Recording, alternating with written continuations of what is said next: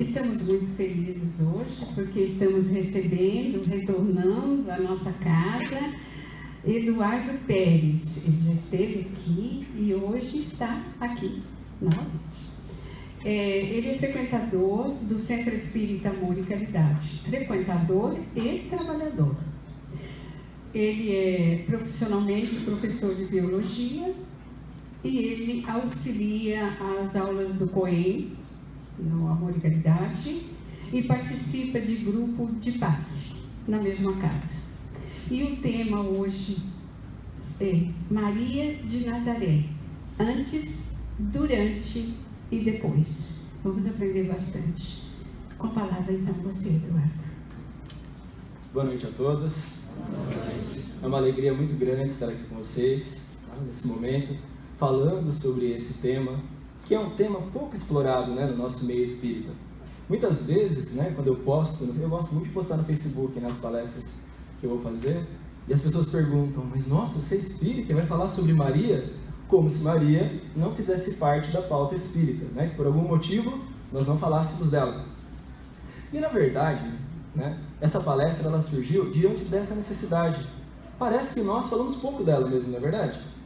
Então, é um momento para que a gente reflita um pouco mais sobre esse espírito, essa mulher que passou aqui pela Terra, e o que foi que ela fez, que aprendizado ela nos deixou, que lições ela nos trouxe, não é verdade? Então nós vamos começar. Maria antes, durante e depois de Jesus. Porque nós sabemos muito do durante, não é verdade? Jesus estava na Terra, então durante a passagem dele por aqui, nós sabíamos muito dela, sabíamos muito assim, o que era descrito nos evangelhos. Mas e antes? De onde ela veio? E depois? O que aconteceu com ela? Então é isso que nós vamos conversar um pouquinho hoje, tudo bem? Tá. Não sou digno de falar desse assunto, eu acho que não existe um espírito encarnado capaz de transmitir todo esse conhecimento que é muito sublime. Quando eu fiz a pesquisa dessa palestra, eu tinha que parar, eu ficava pensando, e toda vez que eu paro para estudar essa palestra, sempre antes de fazer uma palestra, eu procuro reler, eu sempre acabo me emocionando, porque é um tema extremamente intenso. Eu espero, muito humildemente, conseguir passar para vocês um pouco dessa intensidade. Se eu conseguir um pouquinho, nós já atingimos o nosso objetivo de hoje. Tá? Então vamos lá. Olha só, o antes então, O que é que aconteceu antes? Veja, vamos começar falando de Jesus. Jesus, ele foi um espírito criado perfeito? Não. Existem preferidos no reino de Deus? Qual é a grande questão de Deus? É que todos são exatamente iguais. Todos têm as mesmas oportunidades. E Jesus, ele foi criado simples e ignorante. Ele foi um espírito criado por Deus da mesma forma que eu e você fomos criados. Simples e ignorante. Mas qual é a diferença, minha para Jesus nesse momento? Jesus, ele já percorreu uma caminhada, ele já percorreu toda uma trajetória em que ele conseguiu se desenvolver intelectual e moralmente, ele venceu os próprios vícios e ampliou as suas virtudes. Essa é a diferença de Jesus. E ele chegou a um grau de perfeição e mais tarde no nível crístico. O que é o nível crístico? Ele já se tornou responsável por uma legião de espíritos. E hoje ele é considerado o nosso mestre, o nosso governador desse orbe, do planeta Terra. Certo? Então, a Jesus, coube a ele uma caminhada, nesse reino de Deus, ao qual ele atingiu a perfeição. No livro A Caminho da Luz, não sei se vocês conhecem esse livro, psicografado por Francisco Cândido Xavier, pelo Espírito Emmanuel, é um livro curtinho, é um livro assim, as palavras que ele traz, às vezes é necessário ler uma ou duas vezes para entender toda a questão, às vezes relendo, a gente descobre outras coisas, mas nesse livro, ditado por Emmanuel, ele conta que a comunidade de espíritos puros, que são os espíritos mais elevados, eles se reuniram 2 vezes ao redor da Terra. 2 vezes, sabidamente. Pode ter acontecido outras, mas a nós já foi revelado que 2 vezes eles se reuniram. Espíritos do nível de Jesus. 2 vezes eles se reuniram. A primeira vez que eles se reuniram foi para decidir a formação do planeta Terra. E naquela reunião foi decidido que seria criado um planeta, e que esse planeta abrigaria uma legião imensa de espíritos em curso de evolução. Então foi decidido que o planeta Terra seria criado. Mas quem cuidaria desse planeta? A Jesus foi dado, então, a missão de construir essa morada. Então a ele foi dada uma porção da nebulosa, e essa porção da nebulosa coube a ele transformar em planeta. A primeira reunião. Tempos depois, quando o planeta já tinha se estruturado, a biodiversidade já estava instalada, os homens já habitavam nesse planeta, uma nova reunião. E nessa reunião, a pauta era a encarnação, a vinda de Jesus, estar entre nós para nos ensinar. E é essa segunda reunião que nos interessa especialmente hoje, porque foi nessa reunião que foi decidido que Jesus viria e qual era a falange que o acompanharia. Se ele viria sozinho, quem viria com ele. Então, nessa reunião foi decidido quem viria junto com ele. Né? E aí, olha só, ele tinha uma missão gigantesca, porque veja, receber uma porção, criar um planeta, acompanhar, cuidar, zelar, proteger e orientar uma legião de espíritos é um trabalho imenso. Ele poderia fazer tudo sozinho? Ele já é um espírito puro. Ele poderia, não é verdade? Ele poderia. Mas será que isso vai de encontro à natureza de um ser puro? Fazer tudo sozinho? Não. Então ele foi acompanhado de uma falange de espíritos que a eles seria dado a oportunidade de abraçar uma missão e, executando essa missão, traria para eles o quê? Desenvolvimento, evolução. Então Jesus, além de trabalhar na missão que a ele coube, ele ainda trouxe uma falange de espíritos que trabalhariam junto com ele para que se desenvolvesse esse planeta e desenvolvesse esses espíritos também. Né? Então, reafirmando a sua natureza, ele iniciou os trabalhos.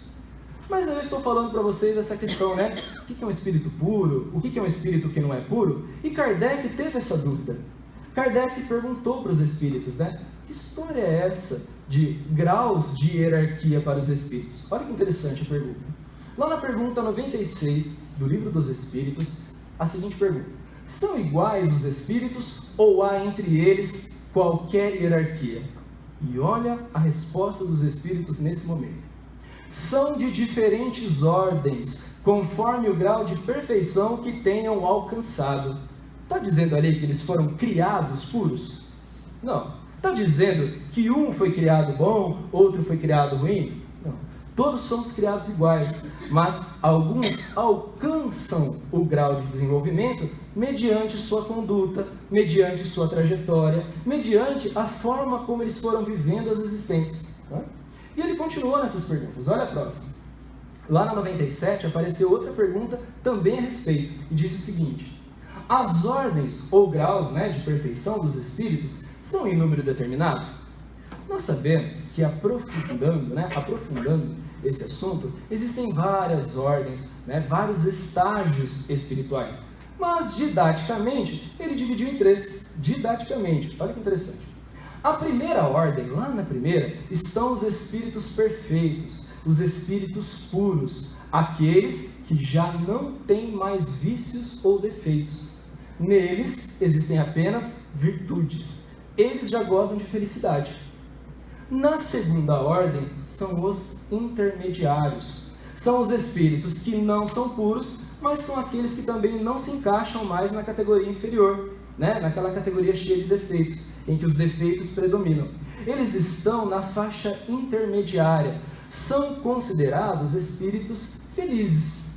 Esses espíritos têm dentro deles o desejo ardente do bem, que já supera o desejo do mal, as paixões, os vícios. Então essa é a chamada segunda ordem.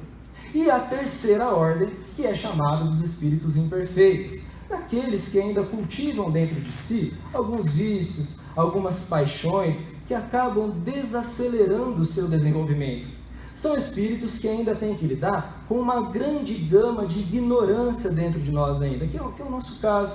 Nós somos imperfeitos, mas estamos buscando a felicidade. Nós ainda temos que lidar com uma série de questões que acabam nos atrasando, com uma série de questões como vícios, algumas paixões humanas. Então nós estamos lidando com tudo isso. Então são as 3 faixas que ele classifica aí. A primeira, que é dos espíritos puros, a intermediária e a nossa. Continuando. Olha só que interessante esse esquema. Então olha só, lá no meio desse esquema aparecem quem? Os espíritos puros, que são aqueles espíritos que já atingiram o grau máximo de perfeição, embora eles ainda estejam se desenvolvendo.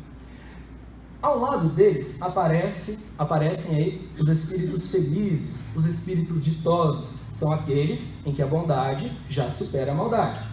E lá em volta, a porção mais afastada do centro é a terceira ordem, os espíritos imperfeitos que estão trabalhando as suas imperfeições para chegar em melhores graus. Mas aparece uma estrela ali, olha só onde ela está. Ela está lá no grupo dos felizes ou ditosos, mas ela está pertinho do celeste, está pertinho daquele centro onde estão os espíritos puros. O que será que é essa estrela? Vamos entender. Olha só, ali estão os espíritos, e aí chega no ponto da nossa palestra. São os espíritos designados para as tarefas de altíssima importância. É ali que eles estão. Eles estão numa faixa muito adiantada, mas ainda não estão no centro.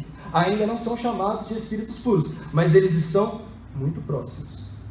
Então, quando existe uma tarefa, do tamanho da tarefa que Jesus tinha, ele poderia buscar espíritos que estão nas faixas mais afastadas? Eu poderia dar um trabalho desse tamanho para espíritos que ainda estão se desenvolvendo? É como eu pegar uma criança de 3 anos de idade e falar assim, vai até a faculdade dar aula de física quântica? Se bem que tem criança de hoje em dia que consegue, não é verdade? Não dá para falar. Mas enfim, em geral, seria extremamente doloroso e irracional da minha parte fazer isso. Jesus tinha esse mesmo pensamento, Ele não iria buscar entre aqueles que estavam se desenvolvendo. Ele ia até aqueles que já estavam no estágio avançado de desenvolvimento, para que eles tivessem condições de realizar uma tarefa de grande porte. Quem é que eu vou chamar para dar aula de física? A criança de 3 anos ou aquele doutorando ou doutorado já em física? Eu vou buscar esse doutor em física. É isso que Jesus faz. Ele vai buscar aquele que se preparou para essa tarefa imensa, para que ele tenha condições de realizar. Então ali estão os espíritos designados para as tarefas de altíssima importância. Mas qual é a diferença então dos espíritos puros, aqueles que estão no centro, e esses espíritos que eu falei? A diferença deles. Existe alguma diferença? Existe. E é uma diferença grande. O espírito puro, olha que interessante, ele já venceu todos os vícios dele, todos. Ele já ampliou infinitamente todas as virtudes. Já entende, já tem um grau elevado de moral e um grau elevado de intelectualidade. Física quântica, teoria da relatividade, para quem já está nesse nível, é um piscar de olhos. Para nós ainda é difícil, mas para eles já é um piscar de olhos. Neles já predomina o amor. Então eles já se desenvolveram. Mas e o espírito bom? O espírito bom, ele está alcançando, mas os espíritos bons, eles podem falhar. O espírito puro, ele já se tornou infalível. Você consegue imaginar Jesus falhando em alguma coisa? Falhando? No estágio que ele está hoje? Não falha.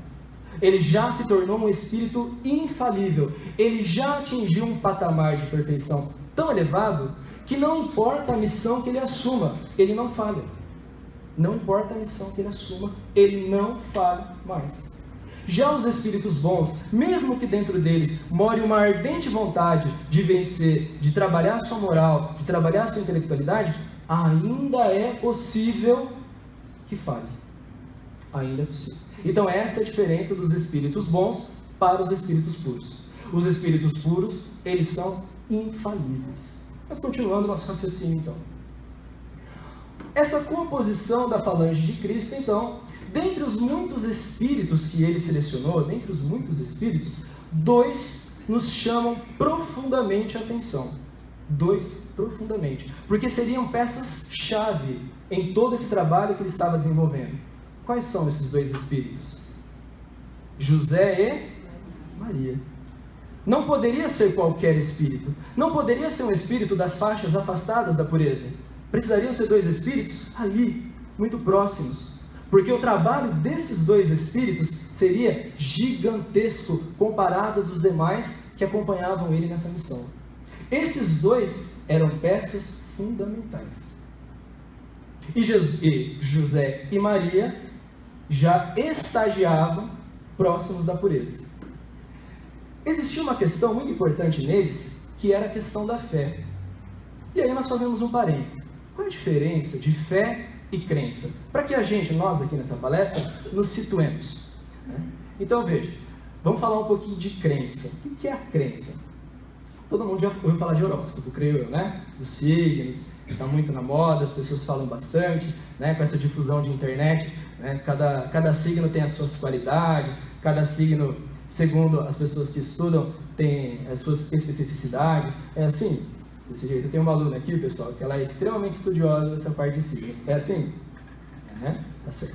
Então veja, eu vejo na escola muitos alunos que se envolvem com signos. Eles gostam, eles querem ler o signo do dia, que roupa que eu vou hoje, eu sou ascendente em quê? Esses tempos uma aluna me esclareceu, né, que o meu signo, que eu sou ariano, mas eu tenho ascendência em escorpião. Então, eu não faço ideia do que seja, porque eu não me aprofundei nesse assunto, mas eu gosto de falar isso em sala de aula, porque eles ficam com medo. Falar, eu sou ascendente em escorpião, pronto. Ninguém mais faz nada na sala de aula. Fala, podem respirar.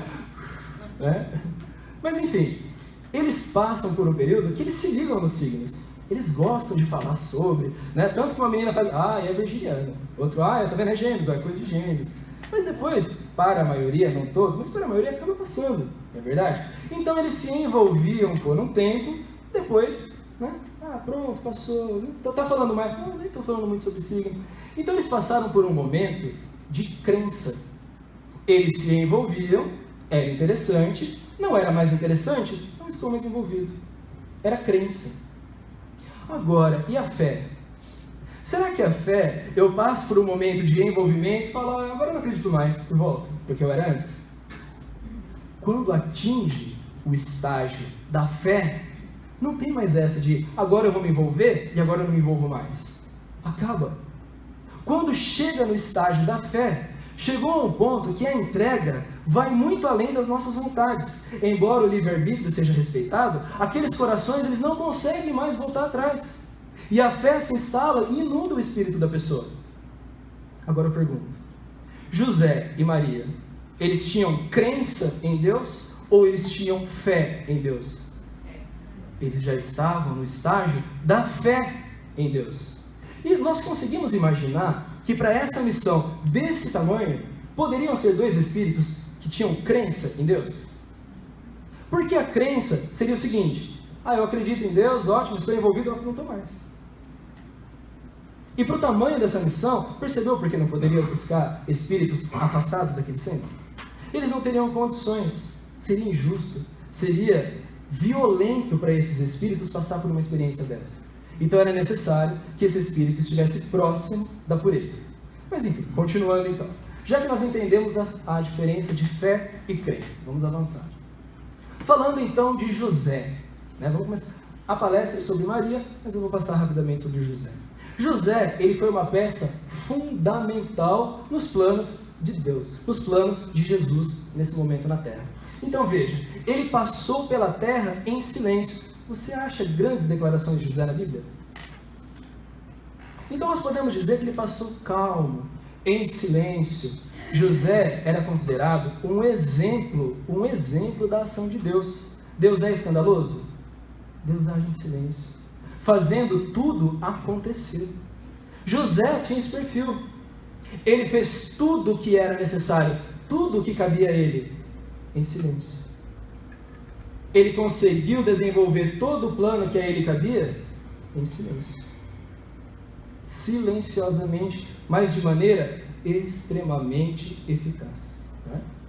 Ele era médium dos anjos. Veja, nós aprendemos no Espiritismo que os médiuns, aqueles que têm a capacidade de se comunicar com o plano espiritual, eles podem se comunicar com entidades elevadas. Mas isso acontece geralmente quando o espírito que está recebendo a comunicação também já está numa condição melhor, né? Consegue imaginar então como é que estava o espírito de José? Ele já era médium dos anjos, ele já escutava os anjos. Nós podemos dizer que era um espírito pouco evoluído então? Ele já tinha a capacidade de se comunicar com seres extremamente elevados. Veja, Jesus, qual era a diferença de Jesus, que era um espírito puro? Jesus já era um médium, já é um médium de Deus. Uma passagem na Bíblia: o Pai fala diretamente a mim. Jesus já escuta quem então? Deus. É o grau máximo da mediunidade. É o espírito puro que ouve Deus diretamente. José, extremamente elevado, ele já ouvia os anjos próximos da pureza. Então José era um espírito extremamente elevado também. Como seria esse cristianismo sem José? Consegue pensar como seria a história do cristianismo? Consegue imaginar como é que seria o trabalho de Jesus sem José? Eu não consigo imaginar. Ele protegeu, ele amparou, ele orientou, ele conversou com os anjos, ele articulou momentos de grave situação, salvou Jesus e Maria, situações gravíssimas. Então nós não conseguimos conceber, pelo menos não da forma como nós sabemos hoje, né, esse plano sem José. Aconteceria, Jesus era um espírito puro, ele não falha nas missões dele, mas José fez tudo que estava ao alcance dele e tudo que se esperava dele. Passando adiante então, nós chegamos na personagem de hoje, né, nesse espírito, Maria. Maria no hebraico significa Miriam. O que significa Miriam? Miriam significa a Senhora da Luz. Maria era um espírito tão elevado que para ela encarnar na Terra, o espírito dela precisou passar por um ajuste perispiritual. Não dava simplesmente para ir buscar Maria nas esferas superiores e pedir para que ela reencarnasse aqui. Eles estimam que demorou entre 800 e 1000 anos de ajuste perispiritual para que ela tivesse condições de encarnar no nosso planeta. Então ela passou por um trabalho imenso, extenso. Não foi assim: olha, Maria, você foi selecionada, encarna lá. Você foi selecionada, você aceita, vamos lá então, trabalhar. E demorou entre 800 e 1000 anos de ajuste perispiritual. Continuando. E ela apresentou uma série de virtudes. E aqui começa então o durante. Aqui começa o durante. Então Maria, ela foi selecionada baseada em toda a sua fibra moral. Ela foi escolhida para ser a mãe de Jesus, porque ela já estava num estágio elevado. E aí começa a missão de Maria. Como é que foi Maria durante essa situação? Não é? Tudo começou com o quê? Com a visita de quem? Do anjo Gabriel. Anjo Gabriel visita Maria na época que antecedia, né, a vinda de Jesus, a gestação. E foi o seguinte diálogo. Naquele tempo, o anjo Gabriel foi enviado por Deus a uma cidade da Galileia, chamada Nazaré. Galileia era como se fosse o estado, Nazaré era uma cidade daquele estado. Tá? A uma virgem prometida em casamento a um homem chamado José. E aqui começam as noções espirituais de Maria. Olha que interessante. O anjo entrou onde ela estava e disse: Ave Maria, salve Maria. Ele a cumprimenta e diz: cheia de graça, o Senhor está contigo. Esse cumprimento mostra, essa forma de se tratar, que eram espíritos do mesmo nível, da mesma hierarquia. Ele não estava falando com um espírito inferior, ao contrário, ele falava com um espírito de mesma grandeza, que eles já se conheciam. Existia um cumprimento, existia uma saudação entre espíritos iguais. Eles já participavam do mesmo nível hierárquico e todos eles estavam envolvidos com esse projeto de Deus. Ave Maria, cheia de graça, o Senhor está contigo. E Maria ficou perturbada com essas palavras e começou a pensar qual seria o significado da saudação. Mas Maria não era elevada? Por Por que ela ficou confusa então? Maria era um espírito bom ou um espírito puro? Pode conversar comigo. Era bom ou puro? Bom, né? Ela era um espírito bom. Jesus era um espírito o quê? Puro. Jesus encarnou então com plena ciência da função dele. Ele sabia, ele tinha plena ciência. Maria passou por aquele processo que nós passamos. Qual é? O do esquecimento. Maria passou pelo processo do esquecimento. Então é natural que ela passasse por esse momento de confusão. Ela passou pelo processo do esquecimento. Veja, Jesus estava em missão. Maria, embora estivesse em missão, ela também tinha uma provação muito grande. Então ela não poderia passar por uma provação sabendo de tudo. Ela passou pelo processo de esquecimento. E continua. Maria ficou perturbada com essas palavras e começou a pensar qual seria o significado daquela saudação. O anjo então disse-lhe: não tenhas medo, Maria, porque encontraste graça diante de Deus. Olha essa frase. Quando nós estivermos num grau de elevação espiritual, que um ser próximo da pureza vai nos dizer: tu encontrou graça diante de Deus. Ela falou de algum outro espírito? Ele falou direto de quem? De Deus. Eis que conceberás e darás à luz um filho, a quem porás o nome de Jesus. Ele será grande e será chamado de Filho do Altíssimo. Ele reinará para sempre sobre os descendentes de Jacó, e o seu reino não terá fim. Pausa. Estamos falando de uma adolescente de 14, 15 anos. E aí chega um anjo, enquanto ela estava no processo de esquecimento, e traz todas essas informações, assim, ó. O que uma adolescente de 14, o que se espera de uma adolescente de 14 anos? Vai ficar nervosa, vai ficar insegura, talvez, não, para mim, não, eu gosto de ficar aqui, não quero isso não. Minha vida está muito tranquila, não quero passar por tudo isso não. Mas Maria, com 14 anos mais ou menos, né, é difícil precisar a idade dela, mas eles acreditam em torno disso, 14, 15 anos, olha o que ela responde. Maria então disse: eis aqui a serva do Senhor, e faça-se em mim segundo a tua palavra. E o anjo retirou-se. Ela ficou perguntando: viu, mas o que é que vai acontecer comigo? Ela ficou questionando: vai doer? O que é que eu ganho em troca? Vai ser bom para mim?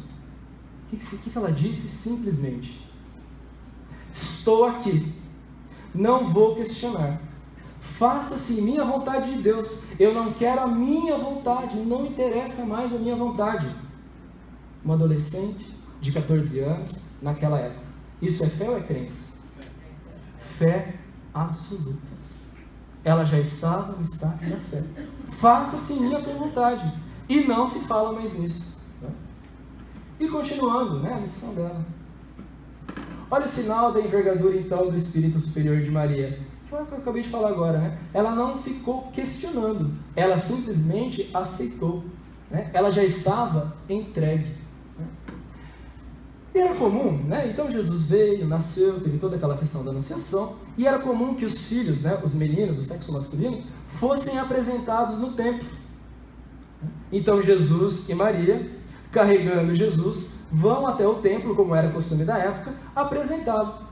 Era questão de apresentar a sociedade, apresentava-se ao templo e apresentava-se ao Senhor naquele templo. Simeão, que era o líder daquele templo, que trabalhava com as questões espirituais, religiosas e sociais daquele tempo, estava lá e adentrou-se na porta então os três: José, Maria e Jesus. Quando ele olhou para aquela criança, ele disse a seguinte frase: agora, Senhor, despedes em paz teu servo. Quer dizer, posso morrer em paz. Por que eu posso morrer em paz? Segundo a tua palavra, pois já os meus olhos viram a tua salvação, a qual tu preparastes perante a face de todos os povos. Simeão já tinha sido avisado, já tinha recebido a notícia que ele não partiria dessa existência sem que os olhos dele vislumbrassem aquele que traria a luz para o mundo. E Simeão estava no templo, e quando a família entrou, ele percebeu naquele magnetismo, ele captou aquela situação e disse: Senhor, já posso morrer em paz. Meu Deus, tu cumpristes com a tua promessa. Meus olhos já contemplam aquele que trará luz para todos os povos. E José e Maria escutaram isso e ficaram extremamente felizes. Ficaram muito felizes. Porém, aqui começam as grandes questões de Maria. Olha o que ele diz em seguida. E uma espada transpassará também a tua própria alma. Ele olha para Maria e diz isso. Uma espada vai passar pelo teu coração. Para que esse teu filho cresça, para que esse teu filho se desenvolva, para que ele cumpra o papel dele, a missão dele, uma carga imensa de sofrimentos te aguarda. Será como se uma espada transpassasse a tua alma, o teu coração. Nesse momento, Maria pegou Jesus e saiu correndo. Ela trazia para o coração dela o que ela não entendia e meditava dentro dela o que será que querem dizer essas coisas. Um anjo já falou comigo, eu tenho meu filho, agora eu recebo esse presságio, essa profecia, o que será que é isso? Mas ela continua firme. Ela não arreda o pé da missão, ela continua e continua mais. Ela é uma mãe zelosa. Em dado momento, ela começa a perceber que Jesus era uma criança diferente. Era uma criança que discutia leis com os doutores. Era uma criança que falava com assassinos. Era uma criança que se aproximava de cobradores de impostos. Era uma criança que se aproximava de prostitutas e conversava com elas, que naquela época era escandaloso. E ela começa a perceber que Jesus era uma criança diferente. E o que é que uma mãe... Vamos pensar nas mães de hoje, né? Os filhos estão se comportando de um jeito que ela não entende. O que a mãe de hoje faria? Ela não está entendendo o que está acontecendo, o que ela procura? Vai procurar um psicólogo, vai procurar uma ocupação para ele, não é verdade? Eu acho que ele está fazendo muita coisa estranha. Acho que se ele tivesse ocupado fazendo alguma coisa aqui, seria, acho que, mais proveitoso, né? E Maria vai até o templo e pede: olha, será que vocês não têm alguma coisa para o meu filho Jesus ir fazendo aqui, né? Tudo mais, né? Então, ela era uma mãe zelosa e ela vai até o templo pedir para que eles achem uma função para Jesus, porque ali ele seria bem instruído. Maria vem de uma família bem instruída, então ela tinha influências nesse tempo, e ela pede: olha, não tem nada que meu filho possa fazer aqui. E quando ela retorna, Jesus está esperando por ela. E ali acontece o primeiro diálogo de dois espíritos elevados. Não é mais um diálogo de mãe e filho. Mãe nesse caso, filho nesse, criança. Nesse caso, é um espírito puro que fala com um espírito bom. E ele diz: mulher, não é que ele era seco com ela, era a forma de tratar da época. Mulher, o que queres que eu faça? Acaso não sabes que eu estou ocupado com as coisas do alto? Com as coisas do meu pai? O que queres de mim? Ele entendia que Maria só queria o bem dele. Mas lembre-se, ele é um espírito puro que mantém completa ciência da missão dele. Maria era um espírito bom que estava passando pelo processo de esquecimento. Então essa conversa ajusta os planos. Lembra ela da missão que ela aceitou. Então é uma conversa de dois espíritos elevados em que existe um grande ajuste espiritual ali. Ele dá a ciência para ela: calma, mãe, está tudo andando como tem que andar. As coisas estão acontecendo do jeito que devem acontecer. E Maria, imagine uma mãe escutando isso de uma criança. Novamente, ela guarda no coração dela essas situações. E continua. E aí chegamos nas bodas de Caná. Outra passagem que ela é extremamente atuante, né? O que aconteceu nas bodas de Caná? Nas bodas de Caná acontece um casamento, e no meio desse casamento falta alguma coisa importante, né? O que falta? Vinho. Falta vinho. Para nós, mas faltou vinho, tudo bem, né? Toma água, toma refrigerante, né? Toma outra coisa, né? Mas o que era faltar vinho nessa época? Seria equivalente a noiva chegar até a porta da igreja e falar: gente, vocês vieram à toa, não quero mais, estou indo para casa. Ou, vocês não são bem-vindos aqui. Então, faltar vinho era uma ofensa muito grande para quem estivesse naquela cerimônia, para quem estivesse naquela festa. Daí a preocupação das pessoas que estavam ali do noivo. Mas Jesus já era visto de forma diferente. E o que é que eles fizeram? Vamos pedir para Jesus. Ué, se ele consegue fazer tanta coisa, talvez trazer mais vinho para cá não vai ser um problema. Mas eles têm coragem de chegar até Jesus? Eles ficam um pouco inibidos, né? Nós vamos achar um intermediário. E eles vão conversar com quem? Maria.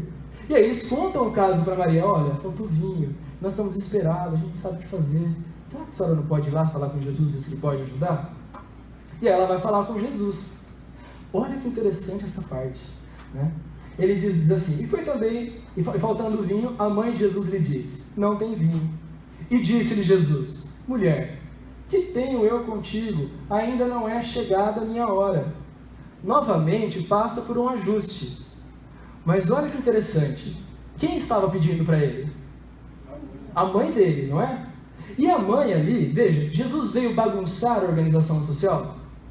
Não. Por mais que ele fosse um espírito puro, elevado, infinitamente mais que todos os outros que estavam ali. Então era Jesus e Maria. Naquele momento, o que acontece? A mãe fala com o filho. A mãe tem autoridade naquele momento. E ela pergunta para ele, filho, então você quer fazer? O que ela fala? Ela olha e fala assim, fazei tudo quanto ele vos disser. Porque sabe que ali existe uma ordem social. Uma ordem à qual Jesus se submeteu, porque ele sabia a importância da hierarquia da família também. Que ele deveria atender um pedido da mãe. E aqui, Maria nos deixa o maior, sem sombra de dúvidas, o maior conselho espiritual da humanidade. Olha a frase grifada em negrito. Fazei tudo quanto ele vos disser. Alguém discorda que esse é o maior ensinamento que um espírito pode deixar para a gente? Olha, faz o que Jesus disser. Faz o que ele disser. E continua. A fama de Jesus cresce, suas ideias começam a incomodar os poderosos. Ele é visto então, não mais como uma pessoa do povo, ele já é visto como uma ameaça. Uma ameaça a todas as instituições de poder que existem ali. Ele já é visto como alguém que estava incomodando. E ele não incomodava pessoas pequenas, pessoas medianas. Ele incomodava os poderosos. E aí, o que foi que aconteceu? Jesus é preso. Chega a notícia até Maria que ele foi aprisionado e que ele foi condenado. Nesse momento que ela recebeu essa notícia que João trouxe, ela sente a ponta da espada que Simeão tinha alertado ela. A ponta da espada acabava de tocar o coração dela. O que é que as mulheres daquela época faziam? Elas podiam sair para a rua sem alguém da família? Maria não pensa. Ela simplesmente abandona o lar, ela corre para o palácio na tentativa de tentar fazer alguma coisa. Veja, do momento da condenação à crucificação, foram horas, poucas horas. É que nós estudamos isso de forma mais abrangente, então parece que foi muito tempo, mas foi poucas horas. Da hora que ele foi condenado, a questão da crucificação, foi pouquíssimo tempo. E ela corre até o palácio para tentar fazer alguma coisa. E quando ela chega, ela percebe que ela não tinha condições de enfrentar a organização social da época.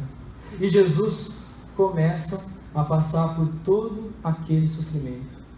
Todo aquele sofrimento. Ele é retirado dos calabouços onde ele foi colocado. E ele vai, em regime de tortura, percorrendo uma parte da cidade até chegar no campo da crucificação. E Maria não voltou para casa correndo. Maria fica lá, observando tudo o que está acontecendo. Ela não podia interferir, mas ela oferecia a presença dela. E imagine o quanto foi difícil para essa mulher, o quanto foi difícil ela olhar para o filho dela sendo açoitado, torturado, chicoteado, ferido. Ela que viu esse espírito crescer, ela que gestou esse espírito. Jesus foi uma criança normal. Toda vez que ele caía, ele pegava no colo, dava aquele beijinho, vai sarar, né? Imagina a dor naquele momento de ver o filho caído, chicoteado, sangrando, feridas, e ela não podia correr até lá, levantar e falar, filho, vai passar, não podia. Ela não conseguia chegar perto. Então nesse momento ela via, ela percebia, ela sentiu que a profecia estava se cumprindo. O coração dela começou a ser transpassado por espadas, porque era a maior dor do mundo, e ela não conseguia entender por que estavam fazendo aquilo com o filho dela, se ele só tinha propagado o quê? Amor. Ela não conseguia entender. Mas ela fugiu? Não. Ela começou a amaldiçoar as pessoas? Não. Ela permanece do lado do filho. E eles continuam. Naquele massacre, eles continuam naquele regime de tortura, naquele regime de dor, e ela acompanhando sem poder fazer nada. E durante a crucificação, aqueles que sempre ficaram perto de Jesus se afastam.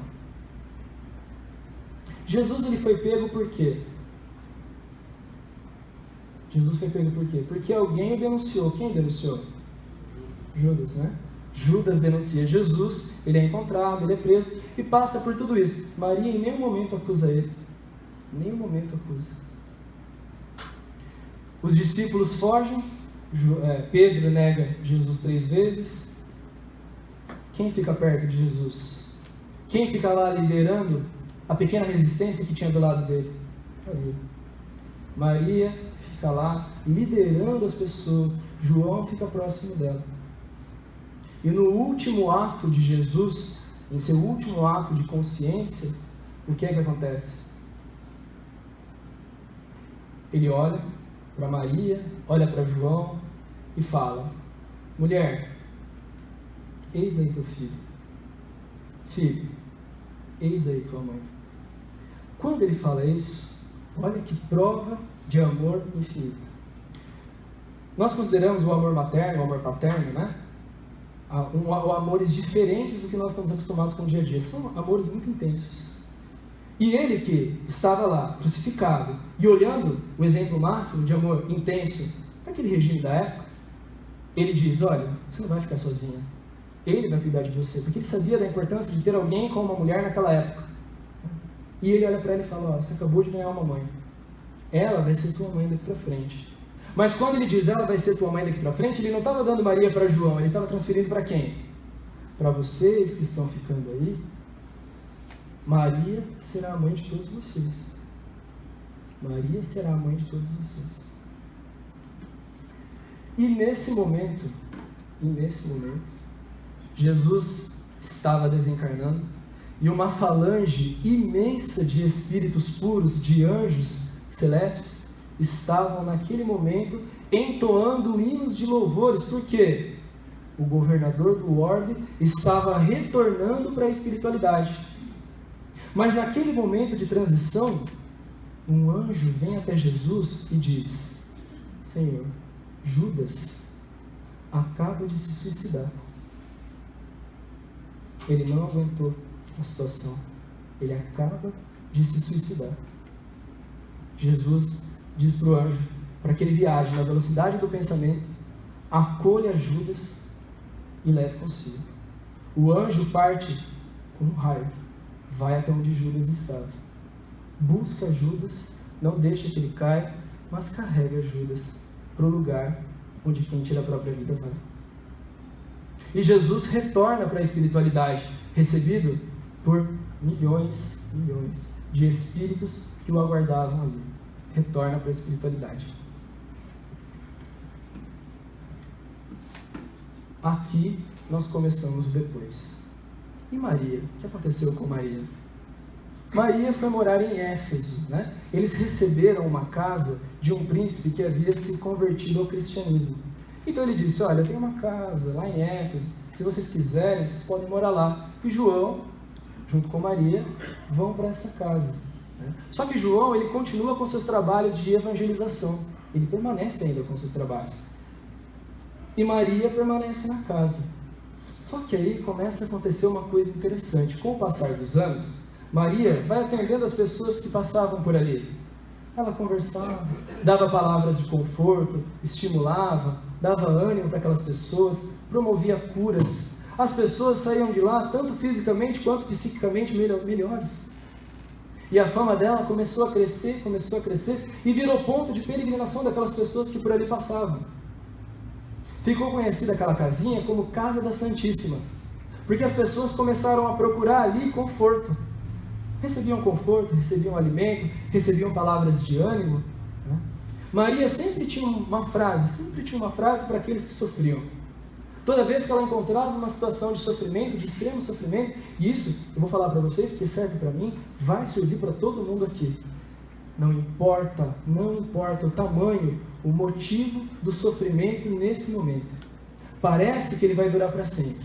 Ele não vai durar para sempre. E a frase dela é a seguinte, olha lá. Acalme-se. Isso que você está sentindo, passa. Isso passa. Não vai durar para sempre. O que é que dura para sempre? O que dura para sempre é o reino de Deus, que é bastante forte. Então, pessoal, isso é um recado para a gente. Às vezes nós encontramos sofrimentos no dia a dia, não é verdade? Esse sofrimento passa.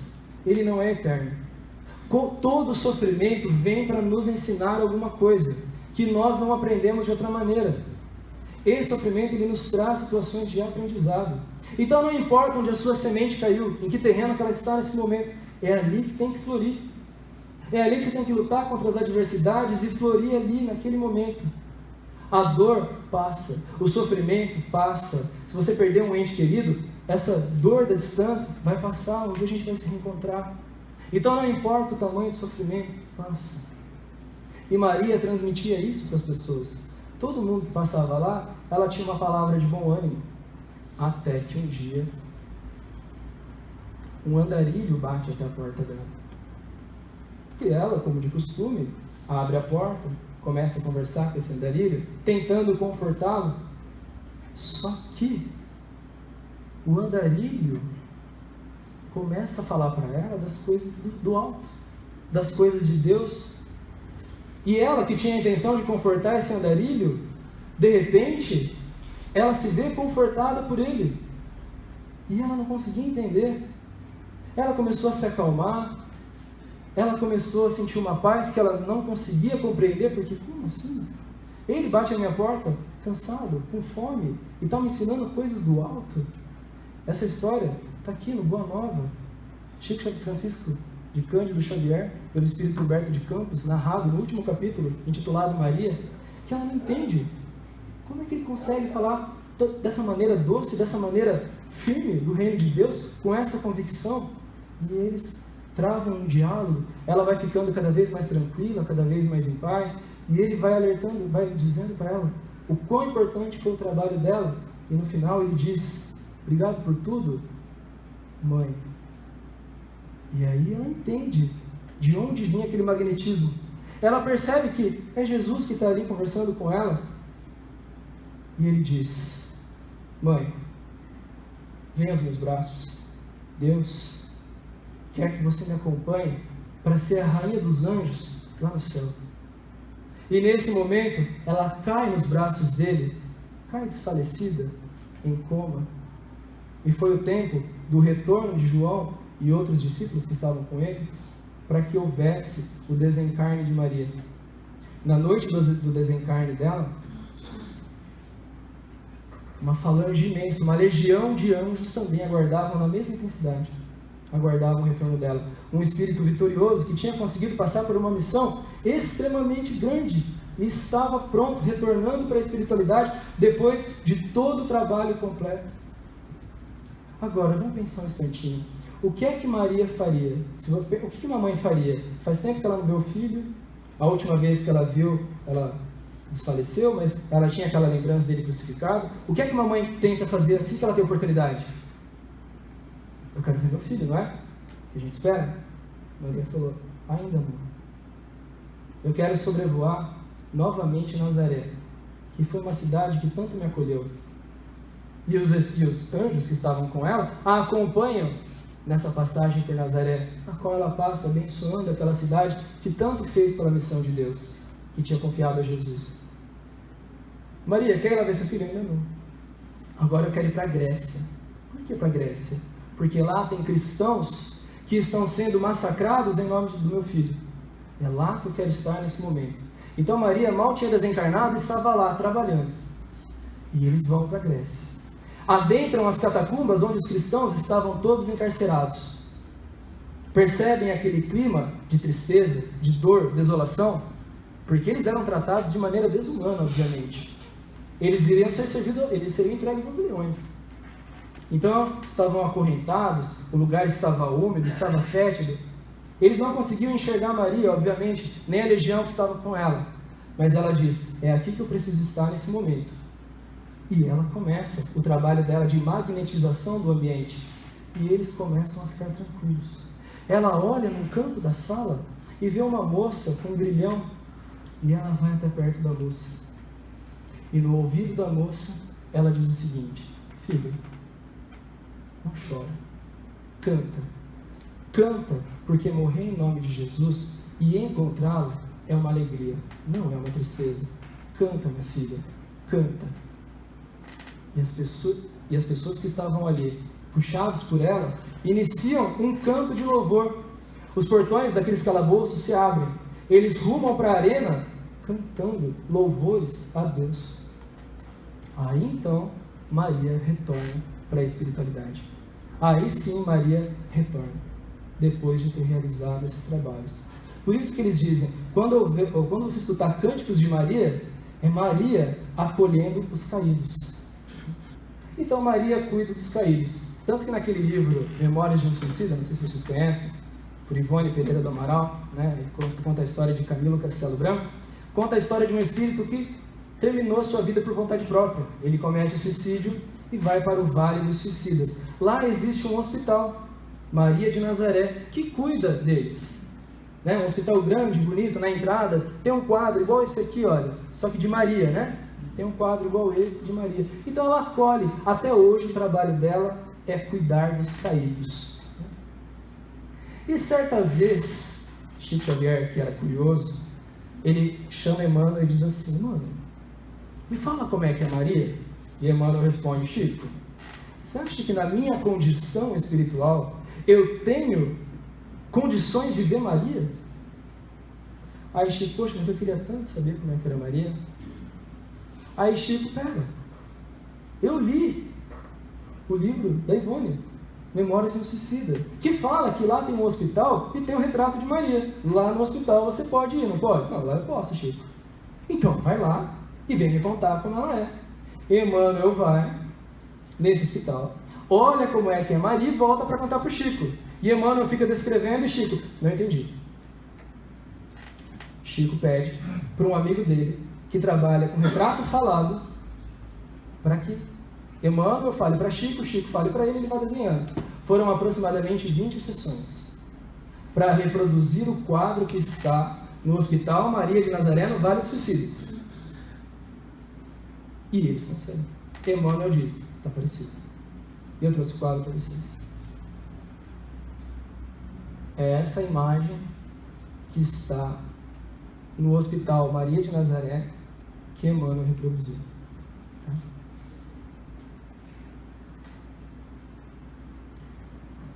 Se vocês quiserem depois, é tranquilo, é só digitar no Google Maria de Nazaré Espírita ou Espiritismo, que tem acesso a essa imagem, tá? E certa vez Chico estava triste, cabisbaixo, né? Estava bem triste, tinha acontecido alguma coisa. Gente, Chico era humano também, né? Ele estava lá, ele era bastante evoluído, mas ele tinha os seus momentos também. Ele estava bem triste, e aí Emmanuel diz assim para ele, olha, você anda muito triste, né? Eu trouxe um recado para você de Maria. Chico, de quem? De Maria. Ela falou para você? Não, Chico, ela falou para alguém, e chegou em mim para falar para você. Porque Emmanuel não tinha condições de falar com Maria. Mas o recado foi chegando, aquele telefone sem fio, chegou até Emmanuel e ela veio passar para Chico. E aí Chico, Emmanuel, me fala, que foi que ela mandou me falar? Chico, ela mandou dizer que isso aí que você está sentindo também passa. E Chico fica tão feliz, nossa, ele começa a dar pulos de alegria, ele mandou talhar na cama dele essa frase.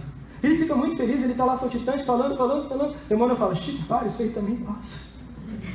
Isso também passa. Né? E essa era a frase dela. Tudo passa. Forte é o reino de Deus. Né? E agora, pessoal, eu vou finalizar essa palestra com o maior exemplo que ela nos deixou de perdão incondicional. Qual foi a maior aprovação dela? Ver quem empregado? Quem? Filho dela, Jesus. Quem foi, teoricamente, o responsável por isso? Judas. Por que será que Judas entregou Jesus? Por muito tempo, nós injustiçamos Judas ao extremo. Judas, quando ele entregou Jesus, ele não queria que Jesus fosse preso, fosse morto e passasse por todo aquele sofrimento. Olha o raciocínio de Judas. Bom, se aqui está o Filho de Deus, e aqui tem homens comuns, e eles querem pegar o Filho de Deus, eu vou deixar eles pegarem para ver com quem eles estão mexendo. Eu vou colocar uma dinamite na mão deles, que eles não têm ideia do que vai acontecer com eles. E ele denuncia Jesus com a intenção de que os poderosos da época soubessem com quem estavam lidando. E Judas fez um serviço sem precedentes para mim e para você. Você acha que Jesus se deixaria ser pego, se ele quisesse? Você fala assim, não, eu não vou ser pego. Ninguém chegaria perto dele. Ele permitiu que tudo aquilo acontecesse. E nós injustiçamos Judas. Porque Judas também teve seu papel fundamental. E aí eu pergunto, quem de nós aqui teria fibra para fazer o que Judas fez? Para aceitar o fardo que ele aceitou? Algum de nós queria a fama de quem entregou o Filho de Deus para a cruz? Ele aceitou. Ele falou, não, é isso que vocês precisam que eu faça? Eu vou fazer. Mas Judas também passou pelo processo de esquecimento. Ele sabia que ele tinha essa missão, mas ele não sabia como lidar com essa missão. Ele entrega, ele não aguenta a pressão do que aconteceu, ele não imaginava que Jesus ia ser morto. Para ele, Jesus ia se mostrar o grande guerreiro, ia detonar com tudo aquilo. Mas ele vê Jesus sucumbindo, sendo crucificado e morto. Ele não aguentou a pressão e tirou a própria vida. Ele fez o quê? Tirou a própria vida. Judas, portanto, era o quê? Quem cuida do vale dos suicidas? Maria. E quem vai buscar Judas?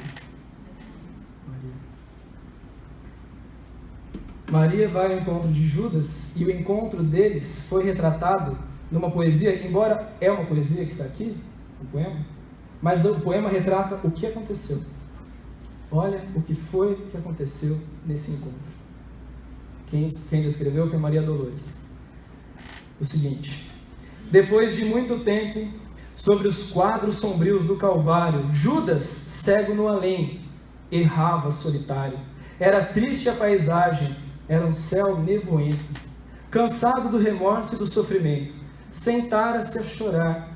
Nisso, nobre mulher, de planos superiores, nimbada de celestes esplendores, que ele não conseguia enxergar, chega e afaga a cabeça do infeliz.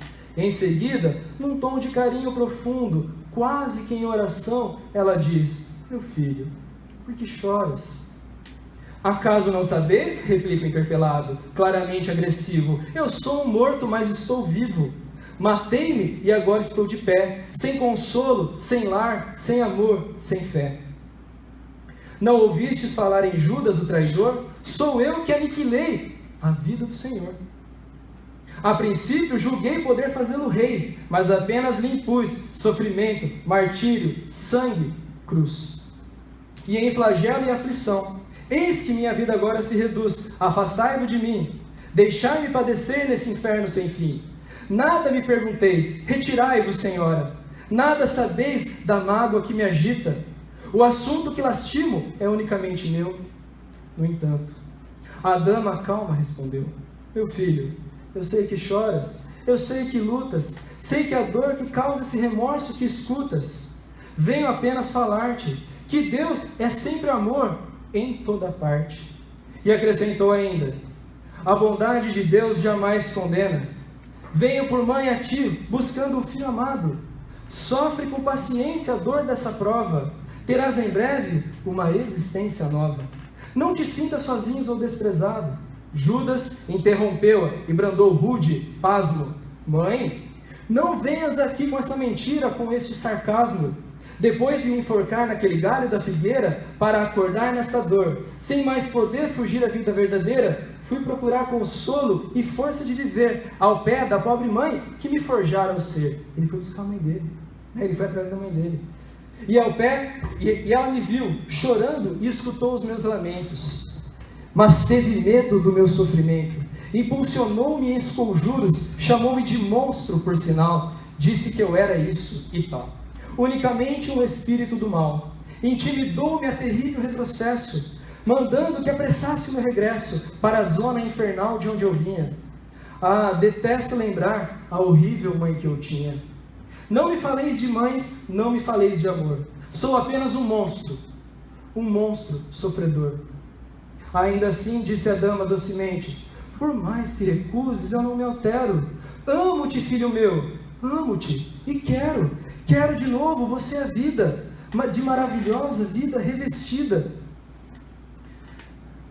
De paz, de luz, de fé, de elevação, virás comigo à terra, perderá pouco a pouco este ânimo violento que tens agora, terás um coração novo, terás a água do bendito esquecimento, numa existência de esperança. Levarei você comigo em remanso abrigo, dar-te-ei outra mãe, pensa, descansa. E Judas, nesse instante, como quem olvidasse a própria dor gigante, ou como quem se desgarra do pesadelo que vivia, perguntou, quem sois vós? Que me falais assim, sabendo-me traidor? Sois divina mulher que irradia amor? O anjo celestial de quem presinto a luz, quem és tu? No entanto, ela, ao fitá-lo, frente a frente, respondeu simplesmente, meu filho, eu sou a mãe de Jesus. Obrigado pela atenção de todos.